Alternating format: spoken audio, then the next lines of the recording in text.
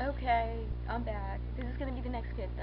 This is the third clip from the explanation of my first poem ever written, by the Salty Sea, called By the Salty Sea. And the last line that I finished off with was, "How lovely you are, crush your naivety," and I explained that to the world. So I was wisening up, getting with the program, and just seeing what was going on for what it really was, and not, being in a fantasy land anymore and thinking that, oh gee, I'm king or queen of the world, and I can do, everything and anything. You know how it is. That was what I was thinking. I was queen of the world or king of the world. I can solve any problem. Blah blah blah. But now, as I gain more experience and bad things happen to me or good things happen to me, the good, the bad, and ugly, I gain more insight at the time. So as a young kid back then, and now still, I don't know how old I was, but I was really young back then because they screwed up my the whole situation. I think I explained it to you in all my social network. So yeah, this the next line. It says, determined to gain your sight back, back by the roaring river and the ravaging Alaskan sea. Now this is in reference, not only when I say determined to get your sight back, meaning to clear your mind, to clear, to wake up, okay, and smell the coffee type of thing, open your eyes, and then I could reference the Rye River and the ravaging Alaskan Sea. The Rye River is actually near, I think, Virginia, or where's the Rye River, or Maryland or something like that. And there is also a reference to like the antique, which I didn't know at that time, but now I know. Um, there was a Rye antique,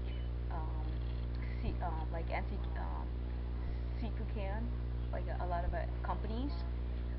They were at that did the same thing as I did, in the seafood industry, the soup and oysters and stuff like that, and way before me, and they were mentioned, and they became antique, meaning we don't know what happened to them, but they're private label cans, seafood cans, seafood soup cans, oysters and clams and lobsters and stuff like that were a great commodity, because now it's there's a store, I think in Virginia or Maryland, that sells all their antique sea like seafood canned soups.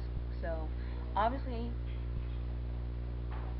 people have done were in the same situation as I was, okay, and they were probably, based on their canned labels and everything, were of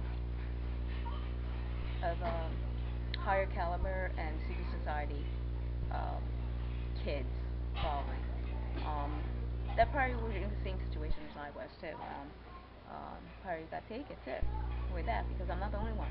Definitely not the only one, and I wasn't the first. That's for sure. So when I reference roaring by the roaring Rye River, roaring meaning all these antiques and companies that no longer exist, okay, used to exist, and they would still will be remembered. And the roaring meaning they are shouting, screaming, and roaring to let the whole world know, just like me, that this is what happened to us, and we are not going to take it anymore. Okay, their ancestors and their descendants are still around, and like their reincarnation of them, who wants the voice to be spoken out. And that's what I reference the roaring. You know what I mean? When you roar like a lion, you want to scream and shout and tell the world what happened. Okay, right, river. And the ravaging Alaskan Sea, ravaging. The Alaskan Sea is back up in the Bering Strait near Canada, and it's connects to North America and Asia and Russia and Europe together. Okay, back in history. So the connection between the Alaskan Sea, it's also the seafood industry, and also the monarchs, and also the historical, like Leif Erikson and Eric the Red, and all the royalty, and all the historical events that happened during the time, way back in the prehistoric ages, and to modern times now too, and who discovered which, and also it's connected to the seafood industry, okay, and some of the ships, the Alaskan ships in the Bering Strait that used to I think in the 70s or 50s or 60s or 70s around there, okay, there were what do you call it, three main people that group that started the whole industry, and one of them were the Russian, the Japanese, and then the Norwegians came in, and I think those were the main. Then they I think during when the vertical integrated seafood industry rose up, and the seafood was being depleted, they like took a hike, and like there's no money involved, so they took a hike, and then when they came back, you know what I mean, the original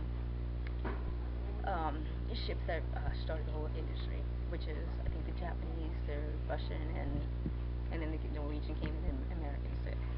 So that's the reference to that.